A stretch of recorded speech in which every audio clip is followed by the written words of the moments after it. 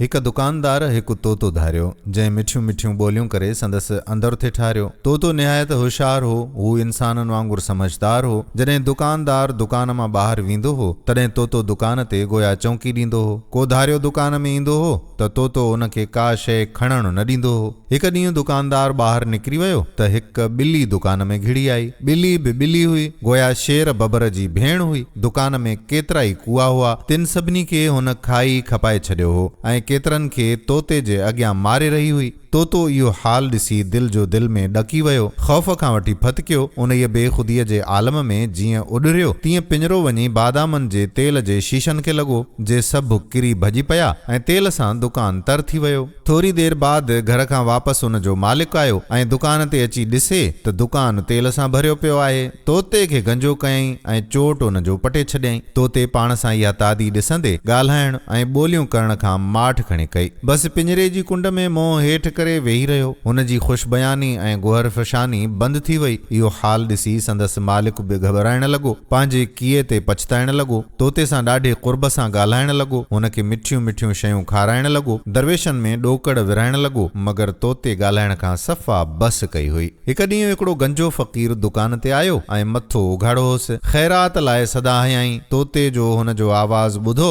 सो कंधु मथे खयईं। हुन जी लोढ़ जहिड़ी ठोड़ ॾिसी खिली ॾिनई ऐं फ़क़ीर खे चवण लॻो त फ़क़ीर साईं, ख़बर कर त तुंहिंजो मथो कीअं गंजो थियो। सच पच ॿुधाइजांइ, छा तो बि कंहिं दुकानदार जे तेल जा शीशा भॻा आहिनि छा, जो तोखे मारे तुंहिंजा वार पटे तोखे गंजो बणायो अथसि। दुकानदार तोते खे ॿोलींदो ॾिसी निहायत ख़ुशि थियो ऐं उन गंजे फ़क़ीर खे रुपयो ॾेई चयईं त तुंहिंजी महिरबानी, जो तुंहिंजे अचण जे करे मुंहिंजे तोते पंहिंजे लबनि तां ख़ामोशीअ जी मोहर टोड़ी ऐं वरी हू ॻाल्हाइण लॻो आहे ऐं दुबारा मुंहिंजे दुकान जी रौनक वधण लॻी आहे। मगर सियाणा माण्हू तोते जे क़यास ते खिलण लॻा त हुन फ़क़ीर रोशन ज़मीर खे पाण जहिड़ो ॼातो आहे। मौलाना रूमी रहमतुल्लाह अलैहि नसीहत थो करे त ऐ बेसमझ इंसान, तूं पाण खे बुज़ुर्गनि जहिड़ो न ॼाण। शीर ऐं शेर लफ़्ज़ लिखण में त हिकु जहिड़ा आहिनि, मगर माना ॿी अथनि। शीर यानी खीर माण्हूअ जी ख़ोराक आहे, मगर शेर यानी शींहं माण्हूअ खे ख़ोराक बणाए थो। हिकिड़ो हरण आहे जेको गाहु खाई बसि फोलड़ियूं लाहे थो। ॿियो हरण आहे जो गाहु त साॻियो थो खाए मगर पैदा मुश्क करे थो। दोस्तो, उमेद कजे थी त तव्हांखे हीअ कहाणी बि ज़रूरु पसंदि आई हूंदी